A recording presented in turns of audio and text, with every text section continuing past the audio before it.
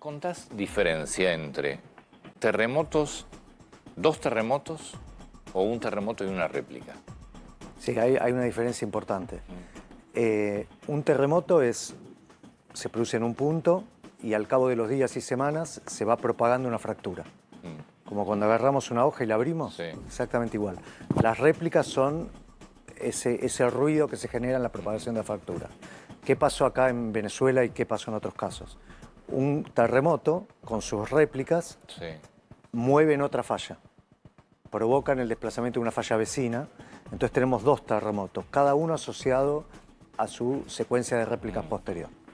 Venezuela está sobre dos fallas. Está sobre más, o sea, Boconó es una que va por la cordillera de Mérida y paralela al norte del Caribe hay varios segmentos, So, Cancón, San Sebastián, todo un enrejado de fallas complicadas. ¿Y por qué se habla de la... Ah, no, perdón, fallas sí.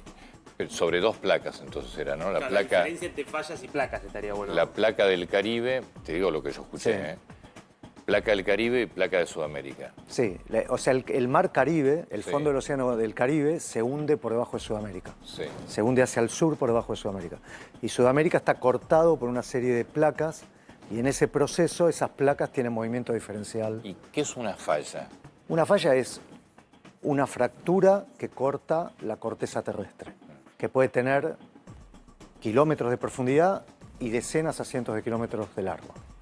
Pero digo, ¿la placa es una falla? No, la placa es un sector de corteza Sí. que tiene movimiento independiente respecto de Ok. otro. El Caribe se mueve hacia el sur bajo Sudamérica. Ahí tenemos dos placas.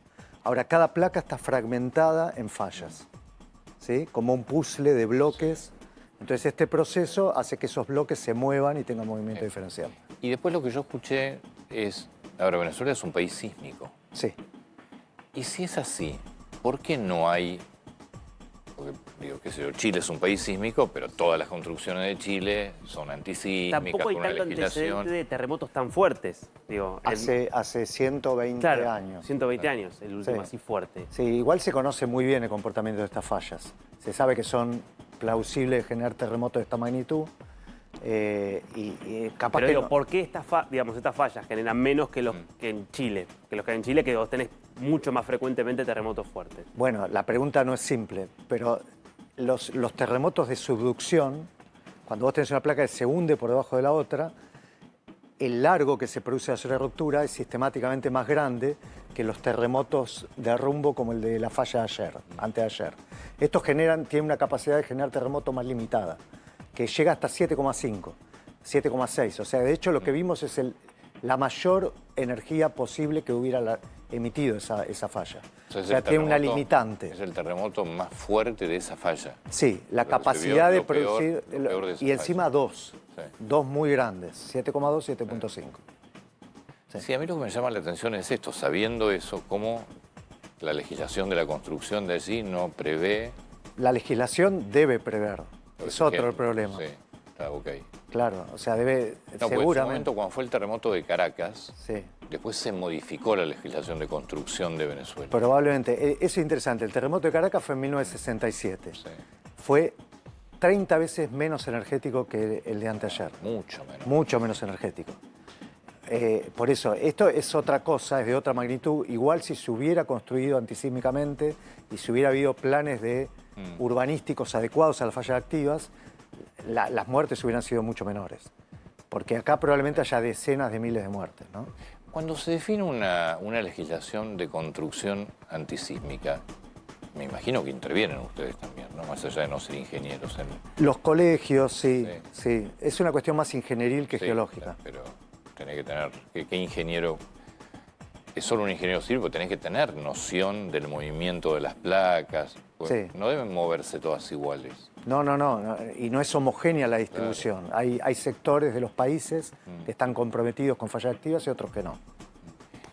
Dale. No, porque se habló mucho y una veces ve 7,5 y a veces ves 8, pero tenés pocas muertes. Si puedes explicar bien cómo es el tema de magnitud, intensidad, profundidad, Sí.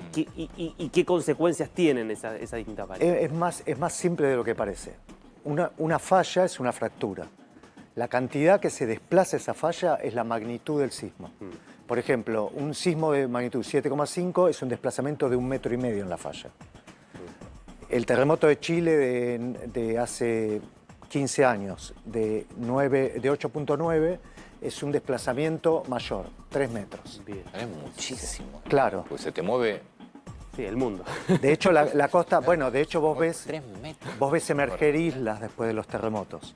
Como se desplaza la corteza terrestre, ves que las penínsulas se alargan, se levantan islas en concepto de un segundo, ¿no? Es un proceso de primer orden, digamos. La magnitud depende de eso, de cuánto se mueve. Y cuánto se mueve depende de cuánto tiempo no se movió. Si vos acumulás tensiones durante un siglo, el día que se desplaza muy fuertemente. Si desplazás durante 10 años y se rompe, el desplazamiento va a ser menor.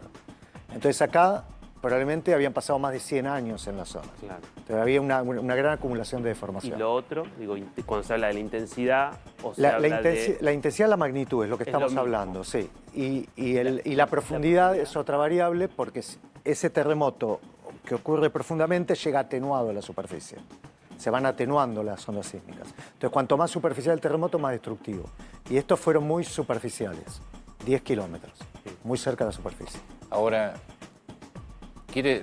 ¿existe la posibilidad de que pase, por ejemplo, acá, pasaron 100 años sin terremoto, pero sí o sí se están acumulando tensiones? Es decir, ¿en algún momento iba a pasar esto? En el caso de estas fallas de Boconó o Cancón, sí, definitivamente sí. Hay fallas que están trabadas y acumulando tensiones y hay fallas que no están trabadas. Las placas son esas, ¿no? Sí, ¿Te puedo molestar ¿cómo no? poniéndonos de pie por allí, Darío? Vamos. Dale. Porque así lo...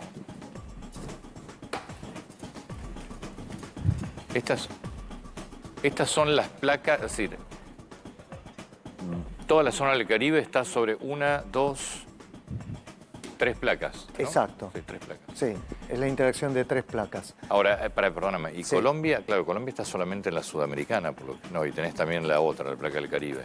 Hay un sector acá de... Bueno, Sí. esto es Venezuela ya, ¿no? Sí. O Colombia. Eso No, es Colombia, claro. Venezuela está un poquito, pero están Claro. ahí. Está en muy amarillo es cerquita. Venezuela, digamos, lo que está en Sí. blanco es Colombia. Ecuador y Colombia están básicamente Sí. afectados por el hundimiento de la placa pacífica, que acá la llamamos placa de Nazca. Sí. Esto se mueve a 6-7 centímetros por año por debajo de Sudamérica. Y se mete abajo de Se Sudamérica. mete abajo y la podemos ver y está acá abajo de Buenos Aires moviéndose todavía. ¿Esta placa de Nazca? Esta misma placa de Nazca. Ah, mira. Sí, sí. Llega hasta Buenos Aires. Llega hasta Buenos Aires y llega hasta el núcleo, de hecho, a 2.900 kilómetros de profundidad. O sea que se hunde por debajo de Sudamérica y se desplaza hasta el núcleo. Wow. O sea que acá abajo de Buenos Aires está pasando la placa. Pero de no Nazca. lo sentimos porque está muy, muy abajo. Cada tanto lo sentimos. En la cumbre del G20 hubo un terremoto en Ezeiza. En 1888 hubo otro terremoto en el Río de la Plata. Cada tanto alguna falla en Buenos Aires se mueve. Y la placa de Sudamérica se apoya en la de Nazca. Exactamente, se desplaza 2 centímetros por año sobre el fondo del Bien. Océano Pacífico. Eso produce los sismos que conocemos en la zona andina. Ahora, ¿cuál es el caso en Venezuela? En vez de ser la placa pacífica, es la placa del Caribe. Sí. La placa del Caribe se hunde por debajo de Venezuela. Y Venezuela está roto en una serie de fallas. Una es la de Boconó, Sí. la otra es la de Oca, Ancón, San Sebastián. Entonces, en este proceso, que la placa del Caribe se hunde por debajo de Venezuela, este rompecabezas de bloquecitos Sí. se desplaza uno respecto de otros. Esta la misma placa que provocó el terremoto en Haití, la placa de Sudamérica, de Caribe. Eso es interesante. Esta placa del Caribe activó acá la falla de Ocancón Sí. y hace 15 años activó la falla del norte Sí. y provocó el terremoto de Haití. Exacto. Sí, es la misma placa. Y lo que provoca el movimiento de las placas, Sí. el famoso manto, es sobre donde están las placas. Sí. ¿Por qué se produce el movimiento? Bueno, es una pregunta difícil, pero la respuesta es que a 100 kilómetros de profundidad aparece un 1% de material fundido en el manto. El manto es rocoso, es sólido, pero aparecen gotitas de material fundido, un 1,5%. Y ese es el patín de las placas. ¿Cómo que se patinan? Las placas se mueven porque están patinando. Y ese plano está inclinado, entonces resbalan las placas. Las placas se mueven en la dirección de inclinación de ese plano. O sea, se mueven por gravedad. Porque lo que leíamos era mucha información del Centro de Sismos de Estados Unidos sobre este Sí. terremoto. ¿Qué está ¿Se está midiendo permanentemente el movimiento de las placas? Permanentemente, con GPS. Tan permanente. ¿Con GPS? Con GPS. GPS es de mucha precisión, igual que lo que se usa en navegación. Sí, pero lo que pasa es que acá tenés que medir hacia abajo de la superficie. No, medís la superficie. Medís la superficie. Medís el desplazamiento de la superficie. Pero se puede, o sea, miden las desviaciones. Milimétricamente por año. Sí, o centimétricamente por año. Y no hay forma de decir, che, atención, porque se está moviendo mucho, puede haber un terremoto. Sí, de hecho se sabe perfectamente, o sea, hay información académica permanente. Estas fallas están entre las fallas más activas de la Tierra. Están estudiadas por venezolanos. Hay geólogos venezolanos de primer nivel que las vienen estudiando hace décadas, pero hay consorcios norteamericanos, europeos, que las miran con mucha atención. Y hay papers que salen semanalmente sobre estas fallas. ¿Y cuál es la diferencia entre el terremoto y las réplicas? El terremoto es el terremoto inicial. Sí. Cuando vos producís un terremoto, al cabo de días y semanas se empieza a cortar un plano. Sí. Es como que agarramos una hoja y la rompemos así. Las réplicas son todos los sismos que van siguiendo. Hoy en día las réplicas del terremoto están cerca de Caracas. O sea, la ruptura migró hasta Caracas. Y esta ruptura está en proceso. Va a seguir produciéndose en los días siguientes. Ahora, ¿por qué si el epicentro es acá, lo más fuerte se sintió acá? Eso es aleatorio. Haces preguntas difíciles. Bueno, perfecto. A veces se produce el terremoto en un punto y la fractura migra en las dos direcciones. A veces migra en una dirección, se traba por alguna razón y empieza a romperse en la otra dirección. Los sismólogos discuten eso que decís vos. Ajá. No es algo a priori evidente. El comportamiento que va a tener una falla no es evidente, pero está muy bien la pregunta. ¿En algún momento van a dejar de existir los terremotos? No, jamás. Nunca. Son parte constitutiva de la evolución de la corteza terrestre. Está bien, pero en un momento la corteza terrestre deja de evolucionar, ¿o no? Bueno, en algún Miles momento, de millones de años. No en sé algún cuánto, momento pero- la Tierra se enfriará desde el punto de vista tectónico. Lo que sí hay que decir que en algún momento vamos a ser capaces de pronosticar, tal como pronosticamos el clima, vamos a pronosticar los terremotos. Ya se está haciendo. En China hay mediciones de gravedad, de papers que aparecieron este año, que pronostican en concepto de días dónde se va a producir un sismo. ¿Y ¿De cuándo? días? Días. Son ¿Y eso como monitoreando los movimientos así con GPS? No, con gravedad. Como vos, antes que se mueva una falla, vos ya estás moviendo masas. Entonces, el campo gravitatorio varía. Si vos tenés gravímetros que miden la gravedad con mucha precisión, vos podés ya empezar a intuir que hay masas que se están desplazando en profundidad. O sea, se está anunciando el movimiento de una falla. Eso se hizo en China este año con éxito. ¿Me das un segundo, Andrés? Me voy para Venezuela. Natalia, volvemos con vos allí. Buen día 8:17 nuevamente. minutos de la mañana. Muchísimas gracias por este contacto que establecemos desde la ciudad de Caracas, en Venezuela, específicamente en San Bernardino. Estamos nuevamente acá y quisiera por favor mostrarles inicialmente estas imágenes que a esta hora de la mañana comienzan ya a ver funcionarios de la Guardia Nacional quienes intentan resguardar la seguridad y evitar que posiblemente pasen civiles acá sin cascos. Solamente se le permite la presencia a personas. Estamos en vivo, por favor, un momento. Estoy tratando de documentar acá lo que ha sido el colapso de un edificio de aproximadamente unos 5 pisos. No me querían dejar entrar, pero el momento realmente es histórico y yo creo que es importante poderles mostrar a ustedes esta gran realidad. Ha sido un gran esfuerzo humano el que muchísimas personas voluntarias, civiles, Alcaldía de Caracas, el gobierno encargado de Venezuela, quienes se han encargado duramente de intentar encontrar a todas estas personas. Por allá me podrían hacer una seña si alguien ha dormido. ¿Me pueden hacer una seña si alguien ha dormido? Ok, estas son las personas valientes que a diario están acá. Ya este es el tercer día. Con mucha pena, permiso, ¿me pueden prestar un casco un momentito? Bueno, ¿me puedes prestar un casco un momentito, por favor, para entrar allá adentro? Sí. Mira, si quieres me puedes pedir aquí en Plaza. Amor, estoy en vivo, corazón. ¿Alguien me puede prestar un casco, por favor? Es súper rápido. Te agradezco mucho, ya vengo. Gracias, perdón. Pero en este momento voy a hablar muy bajito, ¿ok? Porque en este momento es importante que en este lugar podamos escuchar cualquier persona que pueda pedir auxilio. Buenos días. Ok, permiso. Por eso, como compramos el número de mandar mensaje. Estas son imágenes reales.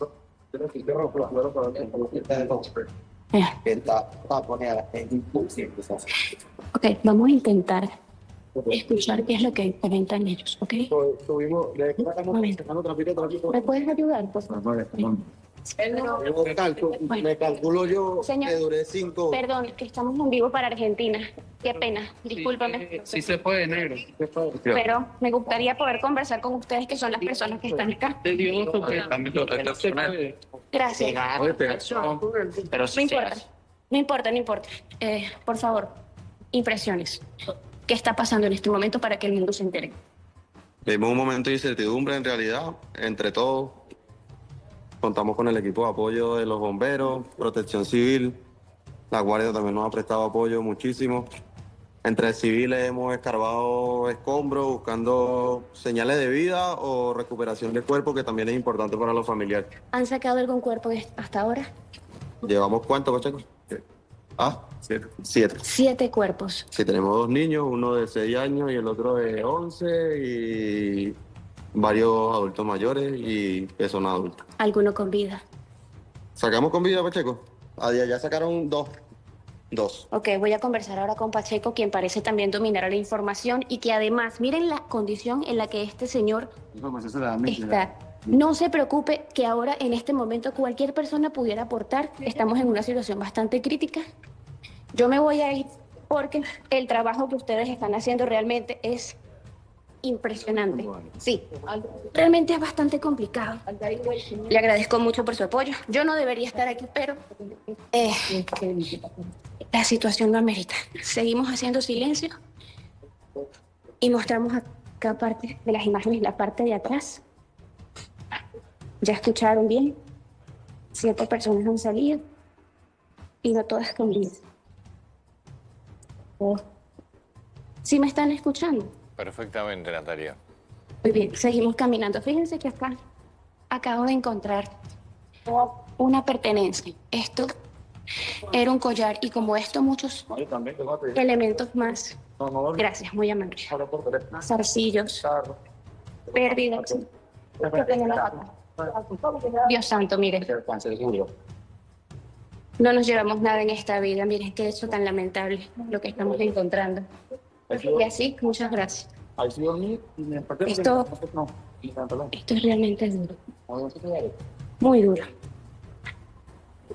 Claro, es que es incalculable la cantidad de personas que pueden haber fallecido. Falta muchísimo para Aparte, revisar. sin ningún aviso, con el segundo terremoto, 38 segundos nada más después del primero, o sea que no te da tiempo ni para nada.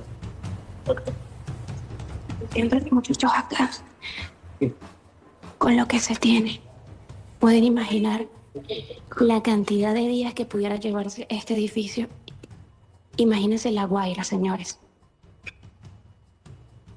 Son más de 100 edificios, 100 edificaciones. Me atrevo a decir que muchos más. Es trabajo de campo lo que estamos haciendo en este momento, pero es complicado, muy complicado. Voy a pedirle a mi señor que me ayude. Con mucha pena. Gracias. Bueno, muy duro. Aquí les volteo la pantalla para que sigan viendo parte de las imágenes. Allá hay libros, todo lo que quedó pisado. Muchos libros. Muchas pertenencias. Por acá. Hola. Cuéntame, por favor, tú que estás acá. Que nos puedes adelantar. Que nos puedes contar. Sí, mi amor. Cantidad de personas que han sacado, por ejemplo. Han sacado mayoría de personas. ¿Cuántas?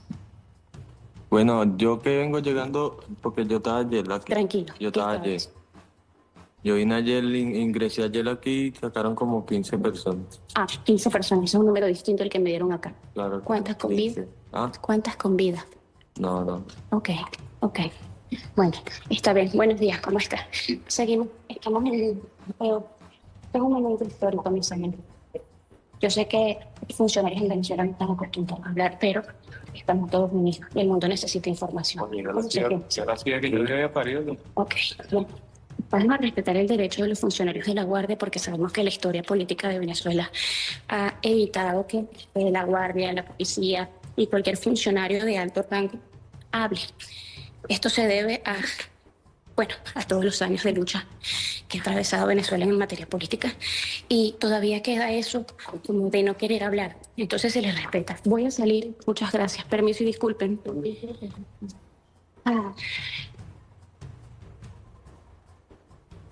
A ver.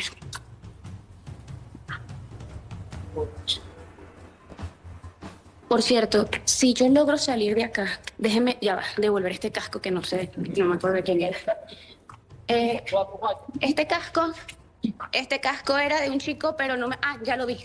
Oye, muchas gracias, disculpa. Perdón, gracias. A ver, hay personas que están durmiendo en la calle y sería interesante poder también conversar con ellos. Personas que definitivamente quedaron sin casa, sin hogar y todavía apuestan al tercer día a quedarse en la calle durmiendo sin ropa. Señor, soy periodista y necesito ejercer, no estoy haciendo nada malo, hay muchas personas adentro sin cascos que no están haciendo absolutamente nada. Permiso, estoy ejerciendo mi trabajo, sí puedo, sí puedo. A ver, esto es lo que les comentaba, muchísimos funcionarios todavía tienen esa perspectiva de que el periodista tiene que pedir permiso para ejercer su función como periodista. Yo no permito eso. Señor, con mucha pena, con muchísima pena, estamos en vivo para Argentina. ¿De qué manera lo podemos ayudar? En este momento, lo que necesitamos es un lugar donde estar porque no nos van a pasar al edificio porque tienen riesgo de que se pueda caer mientras está reconstruyendo la estructura. ¿Cómo estás? Se me ha bajado la tensión un par de veces y tenía el oxígeno en 92%. Y de resto, hemos estado aquí desde ese día a la semana. ¿Cómo está tu condición física? No se puedo mover de aquí, literalmente puedo dar un par de pasos nada más y ya me canso. O se me baja la tensión, o sudo frío. ¿Cuántos años tienes? 35. Y del resto, hemos estado aquí, acostados aquí porque no podemos hacer otra cosa. ¿Tienes dónde más dormir? ¿Un amigo, un familiar? No está ninguno cerca. ¿Tu nombre es? Vicente Cosal. Vicente, es un gran placer conocerte. Un gran valiente y perdóname por conocerte en esta situación. Por acá, amiga, estamos en vivo para Argentina. ¿De qué manera podemos ayudarnos? Bueno, nos ayuden con lo que puedan para que nosotros estemos más cómodos y esperar que el edificio esté bien y nosotros podamos regresar a nuestras casas. O sea, ¿tienes aún esperanza de que puedan reconstruir el edificio? No, nosotros vivimos al lado del que fue afectado. Ok. ¿Y esas grietas comprometen la seguridad de ustedes? ¿Le dijeron las autoridades? Sí, entonces por eso aún no hemos entrado, pero esperemos. Estamos aquí orando que esas grietas no sean significativas. Sí. Pero lo son, aparentemente. Sí. Qué fuerte. Realmente es fuerte, amigos, poder conversar en esta situación porque es un dolor ajeno y hay una cruz que cada quien está cargando. En este momento todos sentimos el dolor ajeno. Muchas gracias y perdóname, por favor, por haberte abordado de esta manera. Sé que no es un momento, pero de alguna u otra manera necesitan mostrar al mundo lo que está pasando. ¿Okay? Permiso, gracias a ustedes por ser parte de esto. Bueno, amigos, ya escucharon. Te escuchamos muy bien. Ubícanos un poquito sin conocer Venezuela y la zona. ¿Estás dónde allí? Esto es San Bernardino, esto es la parte más céntrica de la ciudad, un poco más cerca del centro de Caracas. Es el lado opuesto a la zona más afectada, Los Palos Grandes, es la zona este. Este es el lado opuesto. Por acá hay un centro de agua para poderle dar a los funcionarios, también acá primeros auxilios. Entonces, este lado de la ciudad es muy importante porque está muy cerca del centro. Esta unidad necesita entrar, ¿verdad? Sí, pero va a entrar. O sea, va a pasar. Señor, ¿me puede ayudar, por favor, acá? Bueno, como ven, además de ejercer la función de periodismo, estamos muy pendientes de los detalles. Este camión necesita pasar y ahí estamos intentando subir a la línea para que ellos puedan pasar. Uno acá y el otro allá. Ah, de abajo, listo, ya, ok. Muy bien. Adelante. Bueno, por acá están organizados. Esto es una organización del Estado, del gobierno encargado. Acá tienen las comiditas, principalmente para los servidores públicos. Buen provecho. No es mucha la información, ¿ok?, en cuanto a cifras, estadísticas que se pueda brindar, porque todavía esto está en proceso, es el tercer día del terremoto y es mucho el esfuerzo lo que se va a hacer y todavía no podemos ofrecer cifras oficiales. Lo cierto es que son miles de personas las que están desaparecidas. Son ya casi 200 muertos, aproximadamente más de 20.000 personas que no se consiguen, no se encuentran. Y bueno, así estamos, amigos. ¿Hay algo más que quieran saber? Te dejamos descansar un ratito, Natalia, y te volvemos a amonestar en unos minutos. Pero te dejamos descansar. Gracias, chicos, un abrazo. Qué impactante esto, Un pueblo, Antonio, que viene de Sí. 27 años de sufrir, que le pase esto ahora cuando aparte había una proyección clara y concreta de levantar cabeza, es sin palabras. Sí, esto es lo que yo te preguntaba. Esto, por ejemplo, ¿no? Vos me decís que dentro de un tiempo, obviamente con la tecnología adecuada, se va a poder anticipar. Sí. Sí, lo que se puede hacer ahora y hace mucho tiempo es construir con estándares antisísmicos en zonas de fallas conocidas. Cuando eso sucede, un terremoto mucho más grande que este tiene muchas menos víctimas. Que es lo que vos decías, o sea, de qué depende. Lo que pasa en Japón, digamos. Lo que pasa hay en Japón, terremotos fuertes que... inclusive Chile, inclusive California. Tantos lugares donde hay terremotos mucho más grandes que este, 30 veces más energéticos, matan muchísima menos gente. Esto está a la escala de Haití o de Turquía. Claro. O sea, aparte justo en Turquía fue una zona muy postergada en Gaziantep. Sí. No, y acá, fíjate lo que te está mostrando Natalia. En realidad, vos ves las tareas de rescate y la está haciendo gente común. Porque Seguro, no seguro. tienen... No hay nada. Y los que tienen uniforme por ahí son policías que tampoco tienen ningún tipo de preparación especial y para... vos fíjate que tampoco que tenés una cinta puesta, que se mete cualquiera, va, viene, y lamentablemente no hay ni cerca una cifra real de... No hay información. No hay forma. Pasa que hay zonas que han quedado completamente aisladas, además. También, sí. Entonces además no tenés servicios, pues se cortó la luz, se cortó el gas, no tenés internet en muchos lados, no hay forma de ni siquiera de decir capaz que estás vivo y nadie sabe. Sí, es una tragedia inexorable, digamos. Sí. Algo que va a pasar en las próximas horas, lo vamos a ver. Todavía no terminó el proceso. ¿Cuánto tiempo tenés? Decís, bueno, listo, ya está, ya se movieron y acá llegó el movimiento. O sea, hay un plazo en el cual se siguen moviendo. Es que lo menos dramático ahora son las réplicas. Las réplicas van a tirar algunos edificios más que están deshabitados. Ahora el problema va a ser epidemiológico, va a ser... Sí, claro, ahora viene la parte de salud pública. Claro, ese va a ser el problema. Ya el daño por el sismo directo ya está. Las réplicas no van a ser un problema. Sí, que es lo que vimos en su momento en Haití también. Lo que vimos en Haití, donde efectivamente los daños epidemiológicos siguen hasta hoy, digamos. En un país que no se pudo esto reconstruir. depende ahora de ayuda internacional, no tenés otra alternativa. Pero tampoco creo que sea algo que cambie nada, digamos. ¿No? Pero... Yo creo que el daño está producido por décadas de desinversión y desorganización Sin estatal. Y ahora esto es un corolario de un proceso largo y ya está, la moneda está echada. ¿Dónde trabajas? Yo trabajo en CONICET y en la Universidad de Buenos Aires. Contame cómo es la investigación, cómo es el trabajo de un investigador. ¿Qué? ¿Como un geólogo o un investigador en general? No, tu caso, geólogo. Geólogo. Yo trabajo en los Andes, Sí. trabajo estudiando el levantamiento de los Andes, gran parte de mi trabajo son fallas activas. Estudio fallas activas en Neuquén, en La Rioja, en Catamarca, en Mendoza. Son fuentes de sismos, reconocemos fallas nuevas, muchas veces involucrando poblaciones. Tanto en CONICET como en la Universidad de Buenos Aires, ¿es la misma clase de investigación? Sí, el trabajo de investigación está unificado y yo además soy profesor de geotectónica, de esto, digamos, esto mismo que estuvimos charlando. Pero, ¿los temas de investigación los definís vos o lo define la universidad, lo define CONICET? Uno hace cuando empieza su carrera de investigador, hace una propuesta de lo que quiere investigar, CONICET lo evalúa, la universidad también, en forma independiente, aprueban y después te obligan a hacer informes en forma periódica para ir cambiando o ratificando ese rumbo de investigación. Y esa investigación tiene que estar avalada por papers internacionales, que en la medida que esté avalado por papers internacionales implica que hay una problemática de relevancia a nivel internacional.